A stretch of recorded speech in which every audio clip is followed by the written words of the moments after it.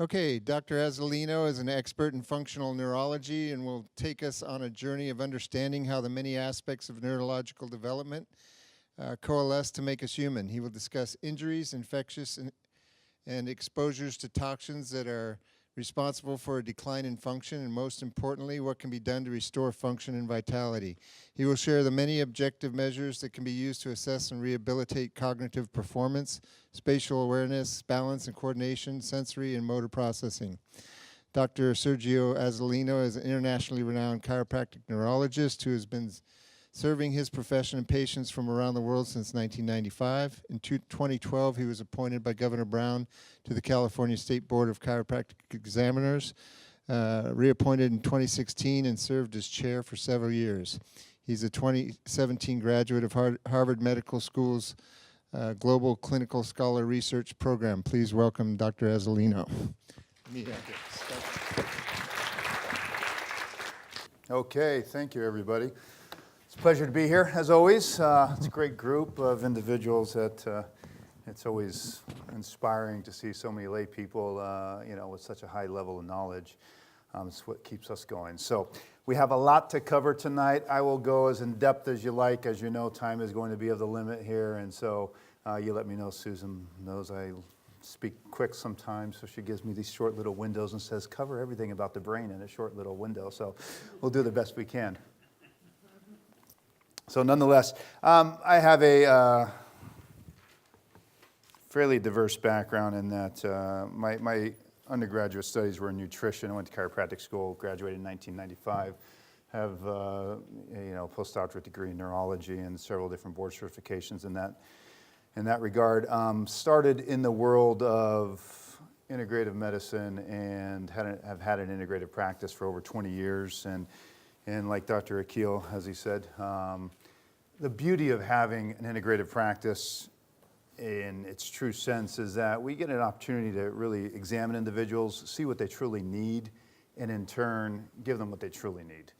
Unfortunately, there's so many people in the world of functional medicine or in neurology, whatever it might be nowadays, that are very good in one particular area, and they think that size is going to fit everybody. And the important thing is really evaluating people objectively. So, some goals of functional neurology. Number one, identifying these potential causes of neurologic illnesses. I think most people in this room are quite knowledgeable about many of the toxins, the immunological things, the infections and whatnot.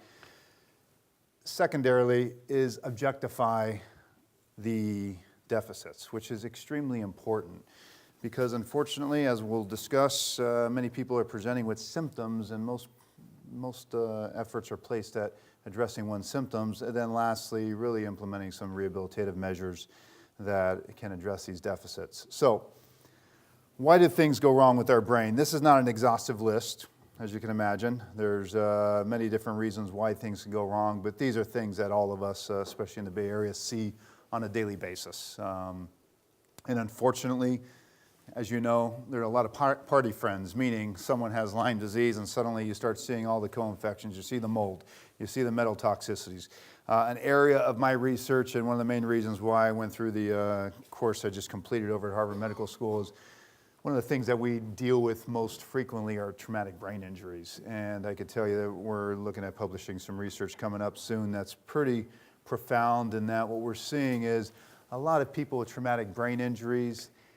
What ends up happening is we'll discuss, open up their blood-brain barrier, and then all the party friends come in. And is it really the traumatic brain injury? Is it an instance where they're opportunistic infections that now become active rather than latent? And here we are. So, some various things that all of you, I think, most of you know about in this regard. And give me just I recognize some people.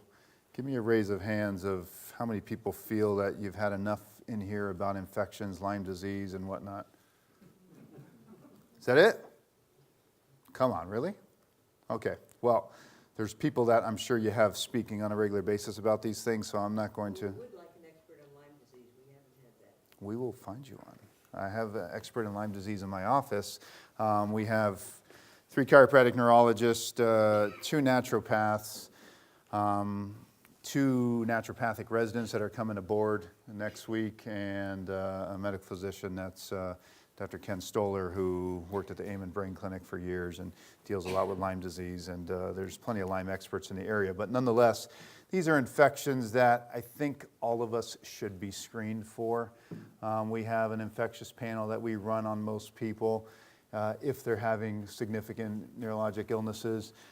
Certainly an in-depth history will identify which people really need it. We just don't run it on everybody, but nonetheless, these are things that I think are starting to become more mainstream in medicine and being tested. Dengue fever certainly has more application if you're dealing with people from the Far East and whatnot, but Lyme disease, Epstein-Barr, Mycoplasma pneumoniae, HHV6, which is a herpes virus 6 that can cross the blood-brain barrier and have neurologic effects.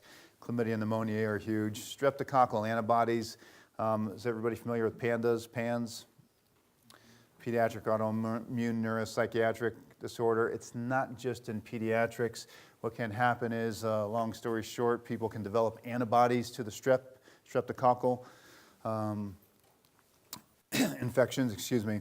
And unfortunately, these antibodies commonly cross the blood-brain barrier and have an effect on the basal ganglia and other aspects of the brain. It's called molecular mimicry, meaning 2 things look very similar. So when the antibodies come out, there's a lot of friendly fire, and you can start to affect certain aspects of the brain.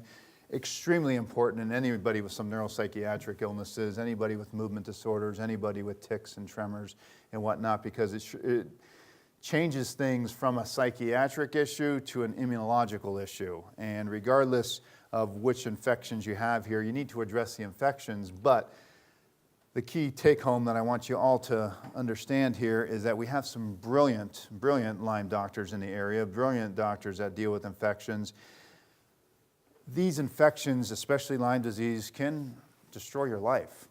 You could address the Lyme, but don't be foolish to think that you kill off the Lyme, you kill off these spirochetes, and suddenly one's brain comes right back to normal. If I put it in the context of you have an injury and you become deconditioned, none of you are going to say, well, have the surgery to address the injury and your body is going to come back to normal. It will not. You will have to rehab it, and that's what we're going to talk about tonight, okay? Addressing the neurologic function. Mold toxicities, everybody fairly proficient with these? You could be exposed to mold and have an allergic reaction. You could be exposed to mold and become colonized with it. Meaning it can get into your sinus passages, it can get into your lungs. You could be exposed to mold and pick up the mycotoxins, the toxins from the mold that love to recirculate in certain genotypes and in certain people, and those mold toxins can cause significant deposits in the brain and unfortunately cause a plethora of neurologic symptoms and whatnot. Very exciting. We use real-time labs, as many of you may have heard about for many, many years. Great people, not a perfect test, but the best that was ever on the market. Unfortunately, expensive test, and Great Plains just came out with a mycotoxin test for only $299. So for that price, it's worth people utilizing.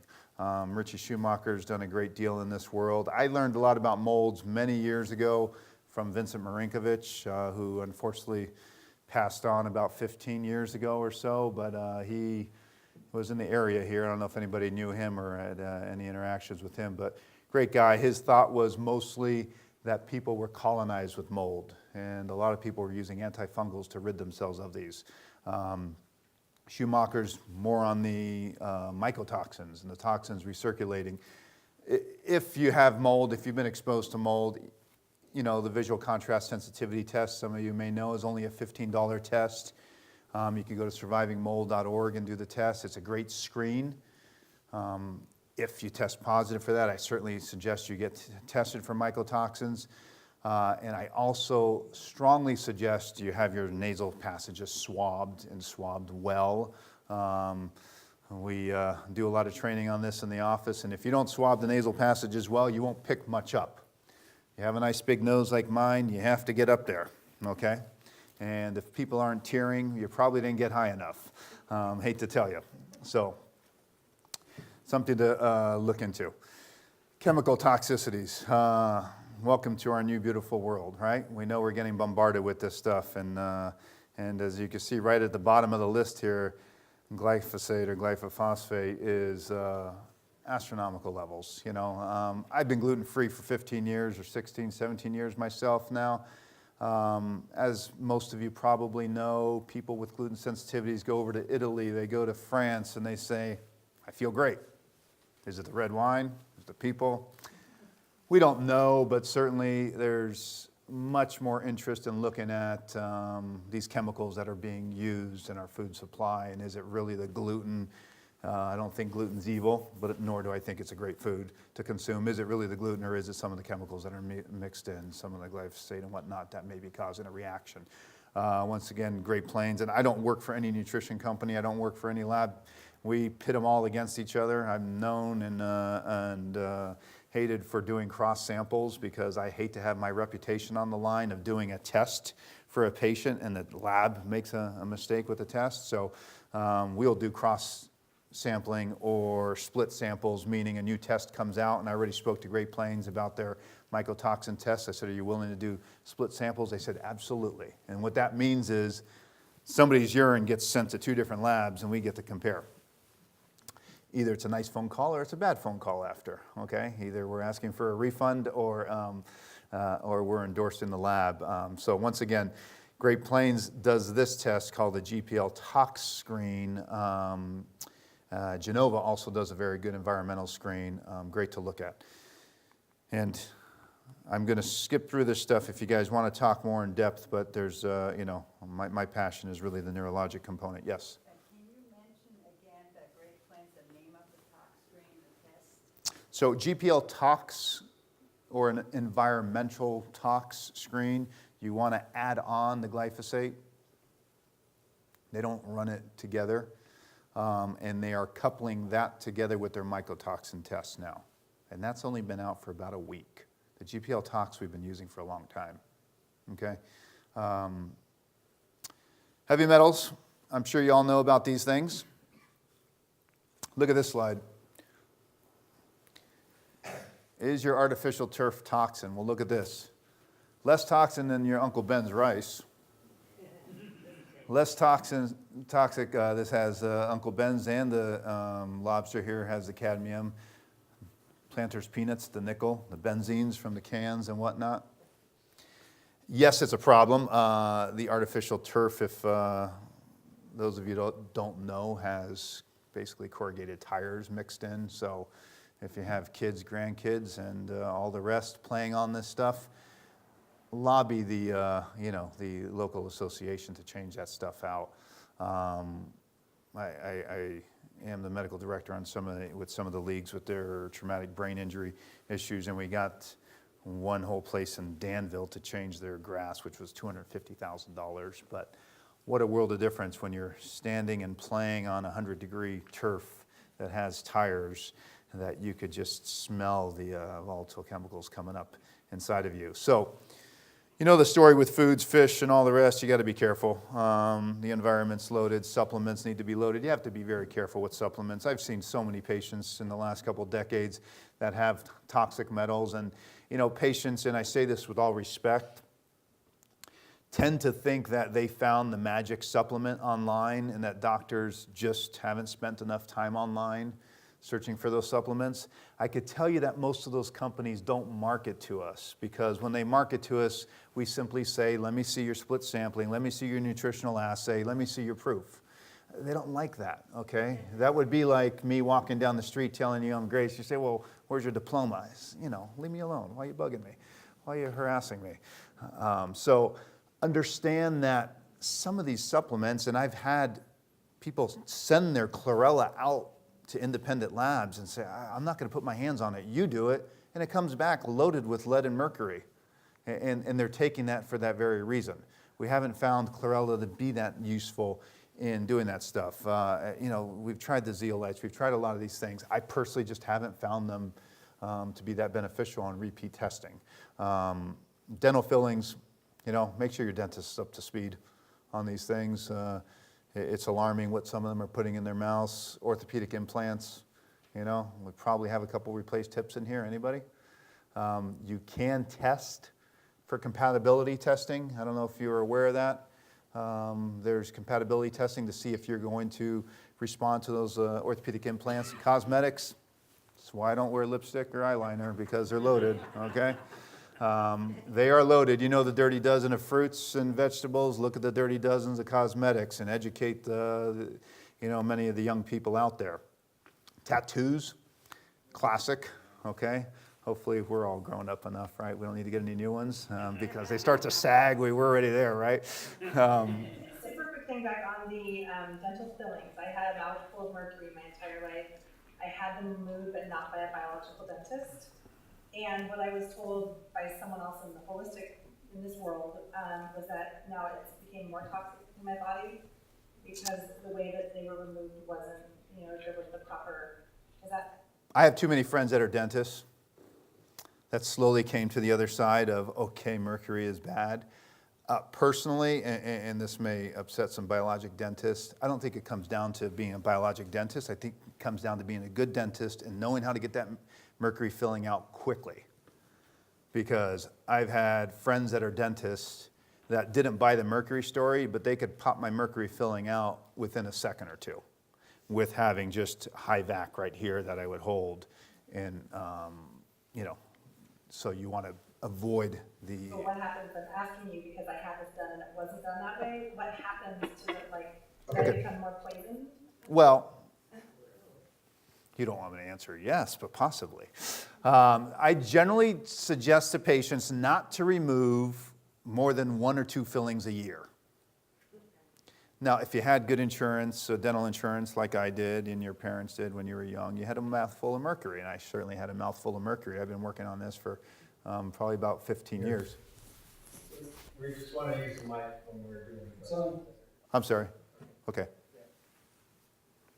So, yeah, you may have a higher mercury level. So when we have a high mercury level, and unfortunately I've seen quite a few dentists with neuropathies.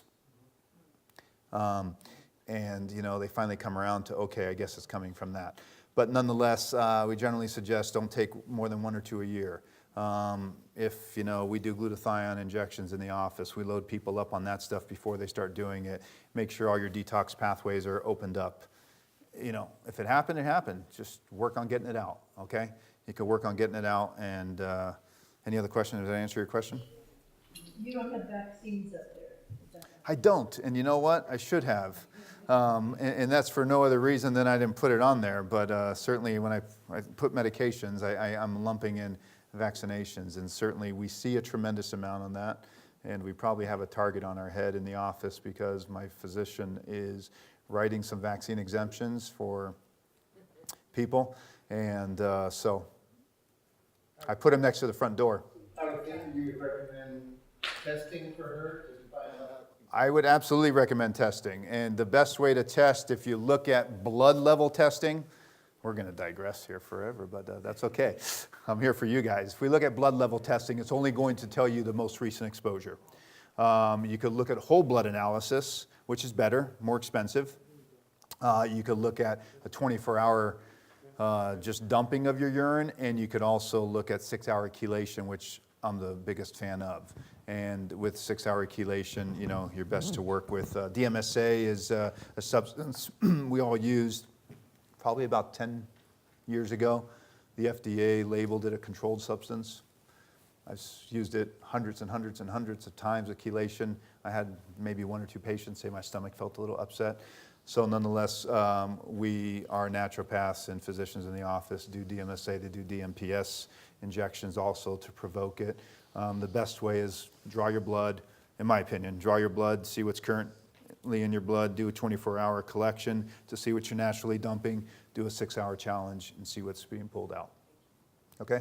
Question? Since we were the heavy metals, I just don't understand how come, like Germany, for instance, there was a Germany, they banned lead paint-based in 1890-something. Czech Republic banned in Austria and Poland, We ban it, 1920. where are we going to put it? We got to put it on the walls. 24 NV, like 1978, same with asbestos, Canadians already banned the microbeads, which is all in cosmetics, which goes in the ocean. There's no way to clean it. The krills eat it. The fish eats the krill. We eat the fish. We're full of plastic. So why does take US like 100 years more than any other states? That's a wonderful question, but I feel like I'm the President of the United States with you Yeah. asking me that. So I just wonder. The question is, why does it take the U.S. 100 years longer? Dr. Downs said corporations, and I would tend to agree that corporations are running the world, so let's not get political here. But Glyphosate, you can't get it labeled. yeah, it's amazing what happened with, I don't know what the proposition was in California that, Monsanto won on not having glyphosate labeled. But let's move on here. Yeah. Thank you. So this is not your main source of toxic metals, but I want you to look at this here.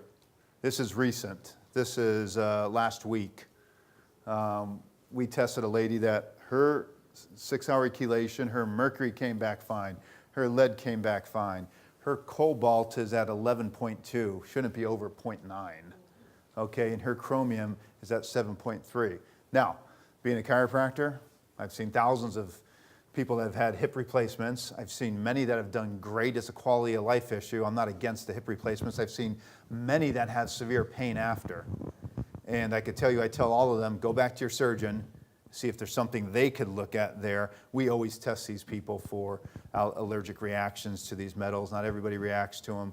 Allergic reactions, we always test their levels because many of them probably have inflammation secondary to lack of compatibility. And so we generally just suggest most people get tested for this stuff, okay?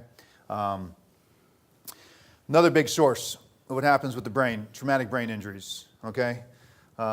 It's a different world out there. Yes, there's an increased awareness of this stuff. I love football. I played football. It was a big part of my life. Big portion of my practice is taking care of current NFL players, retired NFL players. I have children. I will not let them play football, okay? I'm an American. I don't think we should ban the sport. But on the same level, I don't think there's any amount of bashing of the heads that is safe. If you haven't seen the movie Concussion, spectacular movie, okay? The only other person that owned Sunday was a classic line, was the Catholic Church. The only other person besides the NFL that owned Sunday, okay, that owned the day of the week. And so the sport's not going anywhere, but unfortunately, traumatic brain injuries can cause some devastating damage to the brain. It opens up the blood-brain barrier and causes a cascade of events. So you could see the staggering statistics here. 10 million people are affected annually. 80 to 90% are just labeled concussions. And in the United States, even the CDC, which we know is extremely conservative, is saying 1.4 to 3.8 million are occurring. We've worked hard at trying to pass some legislation in the state. We got very close last year to have some pre-screening mandatory. It's something I'm going to keep pushing for because, as you'll see, if we test children, we test their hearts, we test every other aspect before they play a sport, but we're not testing the main organ that is the most important thing. And once you start causing these, or once these hits start occurring, you break down the lattice network in the brain, okay? There's a bit of a scaffolding around these nerves, and as you start to break that down, unfortunately, you can cause an inflammatory reaction, immunological changes, and you start to kill off some of these nerves. But worse yet, you start to open up the blood-brain barrier, and they start to become more reactive to the toxins, to the infections, to a lot of different aspects out there. So this is an area we could spend hours on, and I'm happy to just talk about this in general because it does not have to do just with young people in sports. One of the leading causes of death, right about the fourth leading cause of death, are falls. Okay, and so most people are somewhere in between that. This one hit away, I'm going to give you a plug, or give them a plug here. It's a nonprofit started in the area, first of its kind in the country, that dedicates and donates 100% of their funds. They have one part-time person, 100% of their funds to helping children that have had brain injuries and concussions and helping them get the care they need. Wonderful organization. So, other things here that can cause a decline in brain function. Most of you have heard about all these. Parkinson's, for instance, is a 30-year illness. Okay, if you get it at 70 or 80 years of age, most of us are not that worried. You get prostate cancer, for instance, in men at 80 years old, it's not what's going to take you likely, okay? The problem here is that we're seeing these diseases coming in at younger and younger and younger ages. Is it as simple as one thing or another? No. I think it's the perfect storm that we're dealing with. But nonetheless, when we have a breakdown of all these toxins, a breakdown of this function, what ends up happening is, and what's extremely important, is this interaction between the immune system and the brain. You can't separate the two, okay? And all of us have been around long enough that we know that 20 years ago, people questioned, did your thoughts have an effect on your brain or on your immune system, and vice versa. There is a complex interaction, certainly with the gut. The gut's not on here, but we know that all of these different barrier systems, your lungs, your gut, your brain barrier, your skin barrier, are all intimately involved. And the biggie here is really the breakdown of the blood-brain barrier. Not enough people are talking about it. I would assume that many people in this room here have heard the gut barrier, about the gut barrier and leaky gut ad nauseum. Yes? How many people have heard much about the leaky brain? Handful. If you got a leaky gut, you probably have a leaky brain. And if you have a leaky brain, guess what's going to happen? You're going to have different organisms, different chemicals, different toxins that get in there. Why is formaldehyde in Tilex in these sprays? Why do we use it to embalm people? Nice small molecule, very effective, likes to get into those small little places. Well, guess what? It has the ability to penetrate through the brain just like many of these other things, and as you know, cleaning chemicals and all the rest. So we want to protect the blood-brain barrier. There are a plethora of nutrients, from curcumin to, fish oils, vitamin D, resveratrol, all these different things that can be, glutathione can be very protective of the blood-brain barrier. And we want to place our efforts at doing so, and we want to heal it up as soon as possible, but understand that it's not just the one head injury. Why are so many NFL players, developing CTE, whereas others do fine? It really comes down to their overall system, okay? And you need to look at things systemically. So this is an area that is exploding with research. We could talk about this ad nauseum once again, but the neural control of the immune system, the vagus stimulation, everybody familiar with the vagus nerve? It's what regulates your parasympathetics. Your sympathetics is the fight or flight response. When we're born, we don't have good brain function, so we're not firing the vagus nerve. Hence, we don't have digestive function. The sympathetics are very high when we're born. We don't have good control over our postural muscles. We don't have good control over any of our organs. Okay? As our brain starts to develop, and our brain starts to develop through sensory input, through our eyes, through our inner ear, as we start to get input into our brain and our brain starts to develop, one of the first things children start to do is look around. As they look around, they start to turn their head, then they start to reach, they start to crawl. Movement provides stimulation into the brain, and as they stimulate their brain more, they start to come upright. It's not a coincidence that when a child becomes upright is the same time that they're able to finally start controlling things, that they develop fine motor skills. It's not a coincidence that their heart rate lowers. Their heart rate's lowering, their digestion's improving because their brain is firing into their vagal centers, into the lower brainstem, okay? What happens with most of us in life? If we're not out moving around, we're not firing our joints and muscles into our cerebellum, we're not firing our brain, and we start to experience a decline in function. Okay?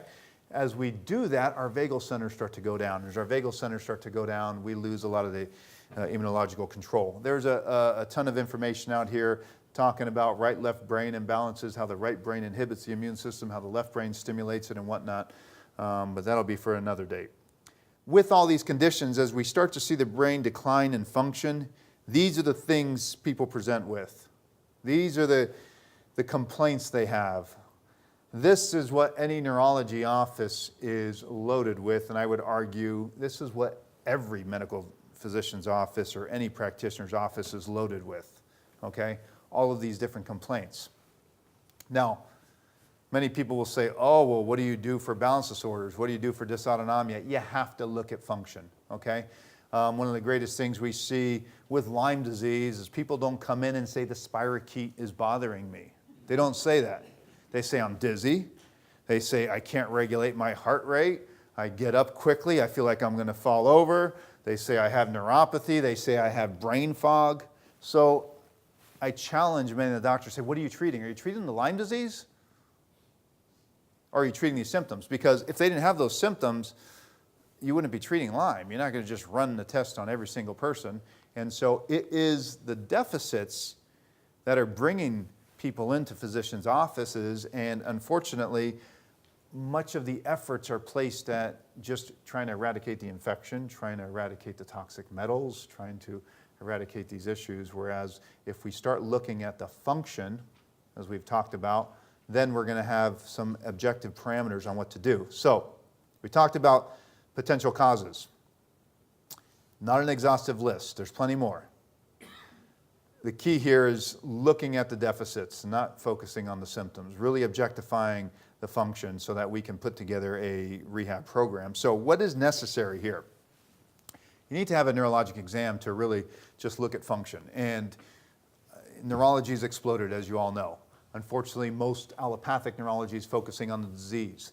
Each and every person can benefit from having a basic neurologic exam just to see where their function is. Is it a problem in the receptor? Is it in the muscle? Is it in the peripheral nerve? Is it in the spinal cord, brainstem, cerebellum, cerebrum, all the way up? Extremely important. Why? Because your treatment is going to be different. If you have a peripheral neuropathy, you need to focus on that, but you need to look at the downstream effects on how it's affecting the brain also. Understanding the specialization of various parts of the brain is extremely important. You could read about this stuff online nowadays. Most people have a fairly good handle on the various different parts of the brain, and it's important in looking at any illness and saying what areas of the brain are working correctly, which ones are not. Certainly, you want to understand not only the various parts of the brain, but how the global hemispheres interact also. The right brain is, and this is an overgeneralization, but is the big picture. It is deals with our gross motor tone. It is the one that puts the brakes on things, puts the brakes on our behaviors, puts the brakes on our immune system. It is the first part of the brain to develop. Okay, this is why children are just taking everything in initially. This is why if they have a right brain deficit, they may develop more atopic dermatitis or more allergies, things that they can't control the immune responses. It deals with, the gross motor tone, the nonverbal communication and whatnot, and many kids that have right brain deficits will have ADHD because one of the areas for attention and focus is there. They will have autism, they will have other deficits along that continuum. This looks at the emotional aspects of the right brain. Here's a fairly good list. I'm not going to read it to you, but if anybody has any questions, just pipe in there. If you have children, understand that not only do they need to learn how to read, they need to understand what they're reading. Reading comprehension is a right brain issue. Math word problems, the abstract thinking is very important. It is not good for kids to try to read at age 1 or 2. They should be developing right brain first. The left brain is what deals with the details. That's dealing with the fine motor skills and whatnot. For the purposes of this group, if someone has a left brain stroke, we see that they cannot control the right side of their body as well. We see that they can't speak as well. They're fairly tangible issues. If somebody has a right brain stroke, it's not as easy to identify for the non-professional. Hence, spouses say they're acting a little differently, okay? They don't see the big picture. Their spatial awareness is a little different. Contrary to what most people believe, a woman's brain is more balanced and a man's brain is a little more right brain dominant, okay? So there are changes in spatial awareness. Women do have a superior linguistic ability. That's why she gives me so little time and thinks I could get it all in very quickly. So Speech, language, decoding, auditory processing, fine motor skills. You know, you stand in a cocktail party, right, at this age, and you see everybody suddenly has hearing aids, and they still can't hear. But they're looking at your mouth. Did they learn how to read speech somewhere along the way? No, it's their brain, it's their temporal processing, which is the temporal part of the brain. It is their auditory recognition and their auditory processing that's slowing down their hearing or decreasing their hearing, not just their ear. Make sense? So, when we understand these things, we can in turn give some very specific things. You're trying to write all those down, huh? We'll give it to you later. This is just a sample of what we do in our clinic, okay? We have the different practitioners that look at various aspects, and certainly not every single person goes through everything, but we deal with some very ill people. We deal with a lot of children with learning disabilities, with autism, with developmental delays, and certainly that is an area that requires a lot of these interactions. We deal with a lot of healthy people, a lot of professional athletes that just want to maximize their function, and you'll get an idea why very quickly here. And then we deal with a lot of the very ill, from the traumatic brain injuries to the Lyme disease to, you know, degenerative diseases. And the beauty of that is that if you evaluate people and they identify their deficits, there's always something that can help them. Hyperbaric oxygen is one thing that we do regularly in the office. You know, our chamber is busy, so I have one at home. I bought one for myself at home. I have an infrared sauna at home. It's a spectacular place to get work done. I'm either in the chamber after the kids are asleep doing some work, or in the infrared sauna. And it's a great place that you might as well be healing your brain while you're reading or working or whatever it may be.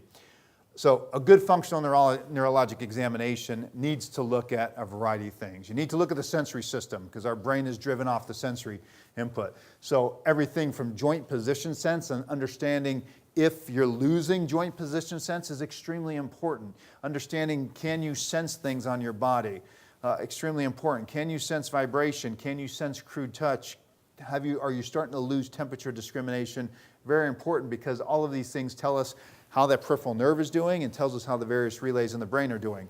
Motor evaluations, very important. Balance, coordination, a variety of different more advanced things that we'll talk about in just a moment. Every single patient in our office gets an exam like this. Why? Because these are very important metrics that will never be the same. You can't be in the same place 2 times in your life, right? Something's going to be different.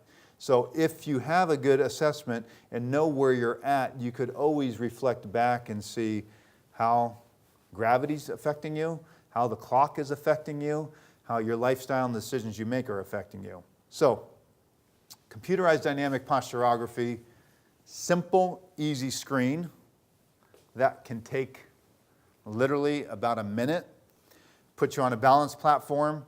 It objectively measures your sway pattern. It gives a very good fall risk assessment. It tells us where your deficits are, and it allows us to identify very specifically the needs that you have. And furthermore, it allows us to do a lot of rehabilitation, because we could see where your deficits are and then give you very specific targets that you have to move to address that. This is key. The elephants know how to do it, okay? This is called your center of gravity. When we look at people walking around like this, they don't think they're rounded forward. They think they're perfectly straight. You put those people upright, and guess what? They feel they're falling over. So when you test their center of gravity, you'll be able to see very specifically what their limit of stability is. See this red circle here? That's how far somebody should be able to move before they fall. The blue one here is actually how far that individual can move. Does that make sense? You're on a balance platform, you should be able to move this far and this far before you fall. Okay? Some people can't move very far. With time, as our brain decreases in function, our limit of stability starts to change.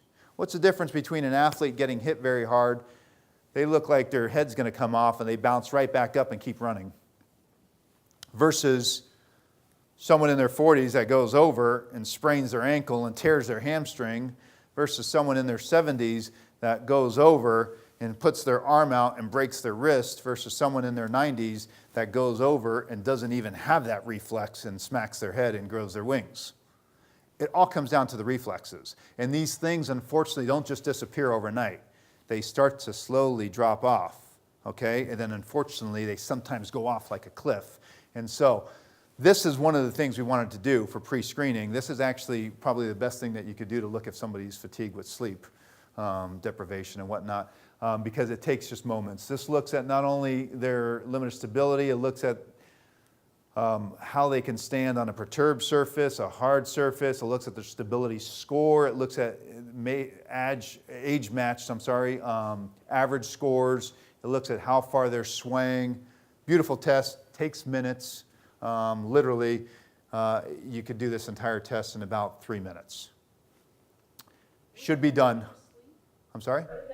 If you're fatigued, and there's been studies, and there's lots of studies on all this stuff, if you're fatigued, your balance is going to be most effective.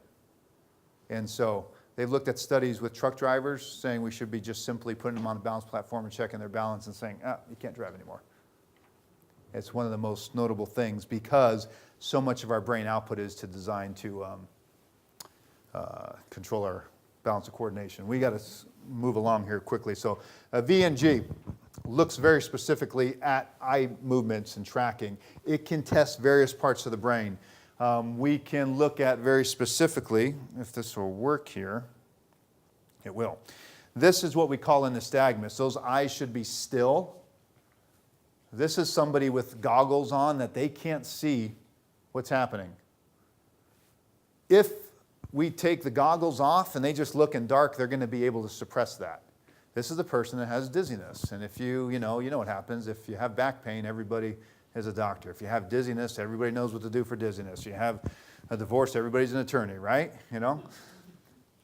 You can't tell what's causing people's dizziness without examining them. And this is a very perfect example of, in light, they don't have a nystagmus. You put them in dark, and suddenly you see that their vestibular system is off, and they think they're constantly moving. Very common with toxic illnesses and infectious illnesses, and it's exhausting for people because they can suppress this, but they don't, not aware of it. This is what we call a pursuit, just tracking things back and forth on the screen.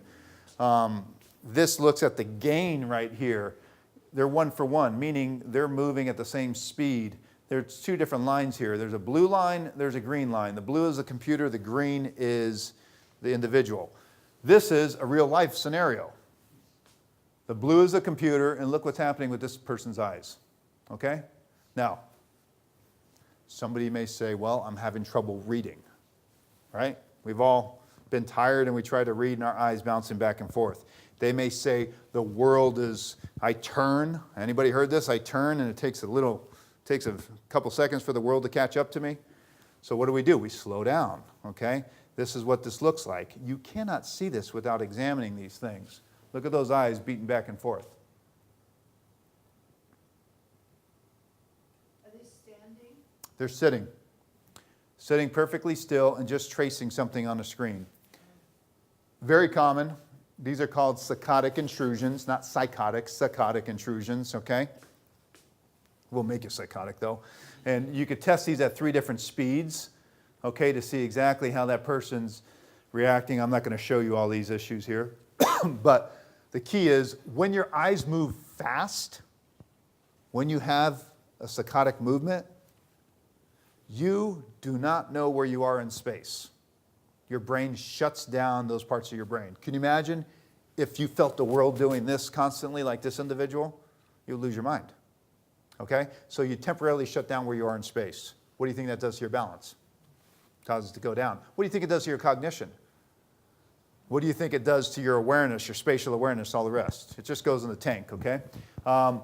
We look at this going vertically. Same issue, okay? And I have some samples on all these for you, but time. Look at those eyes moving back and forth. Person's trying to look up and down. Why is that important? What do people have difficulty with when they can't look up and down? Terrible for students, looking at their computer, looking at the screen, going back and forth like this in school. Can't do it. They say, oh, I have a little delayed process. I need to go a little slower. Doesn't work well for driving, okay? If you're looking here and you're looking there, okay, and you're slow, it's going to be dangerous, okay? Same thing, pathologic here. All of this stuff can be changed. If you know what it is, you can address it. If you're just hunting in the dark, look at this one. It's a mess, okay? The difference is when somebody says, well, I have trouble reading, you don't say, well, just read more. You say, I have trouble balancing, well, do balance exercises. It doesn't work, people. If the system's not working, you need to, in turn, do something to activate the system. This is extremely important because saccades right here are generated independently in your brain. Looking to your right is very much related to your left hemisphere. Looking to your left is very much related to your right hemisphere, the opposite direction. You guys all have, the ones that have kids, you know, once you had kids, you realized how your parents knew you were lying. You're like, were they psychic? Then you start saying, well, it's so obvious with your body language, your eyes beating back and forth. You don't need to, you know, go through FBI training for this. This tells you the velocity of your eye movements, very much related to your frontal lobe. This tells you the accuracy of your eye movements, okay? Do you think accuracy is important? You know?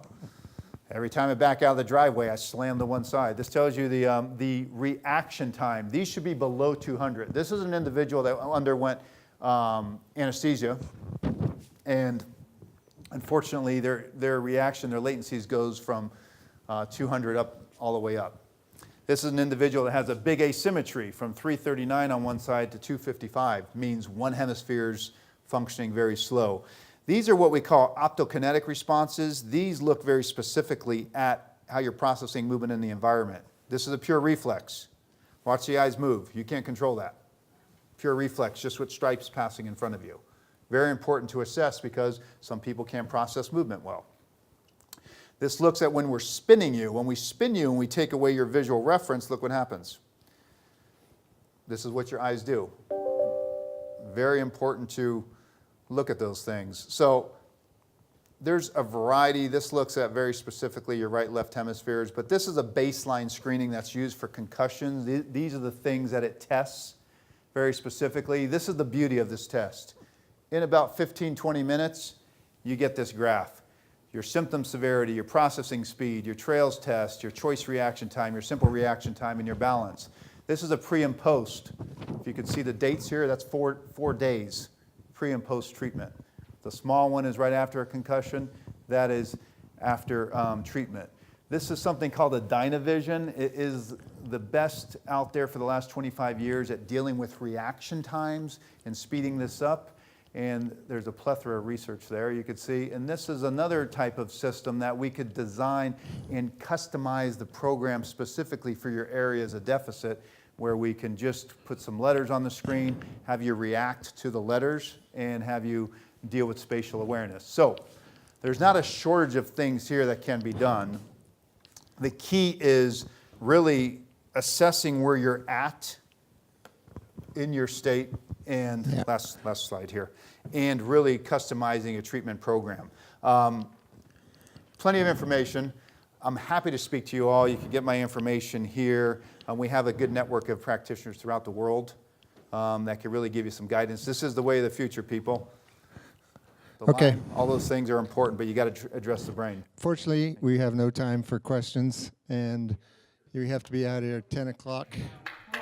Thank you guys for coming. And tell your friends and family and help us spread the word.